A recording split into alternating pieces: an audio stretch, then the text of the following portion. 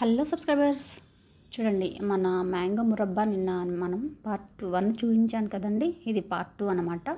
ఇది చూపించేస్తే మనకి ఈ వీడియో అయితే క్లోజ్ అయిపోతుంది. మనం మామిడికాయ ముక్కల్ని మనం ఎండలో పెట్టాం కదండి, వాటిని ఒక పూట సరిపోతుంది. ఎందుకంటే చాలా ఎండలుగా ఉన్నాయి.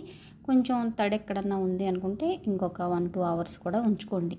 తర్వాత తీసుకొచ్చుకొని ఇలా మన పటిక బెల్లం పౌడర్ ఉంది కదండి, ముందు హీట్ అంతా చల్లారనివ్వండి. అలా ఫ్యాన్ వేసి కొంచెం ఆరనివ్వండి, బాగా ఎండలో నుంచి వస్తుంది కాబట్టి. ఆ తర్వాత మనం ఇట్లా షుగర్ పౌడర్ని, అదే నేను చెప్పినట్టు పటిక బెల్లం పౌడర్ అయితే నేను చేసుకున్నాను. మీకు కావాలంటే షుగర్ అని చెప్పాను కదండి, ఆ విధంగా ఈ క్యాండీ రెడీ అయిపోతుంది.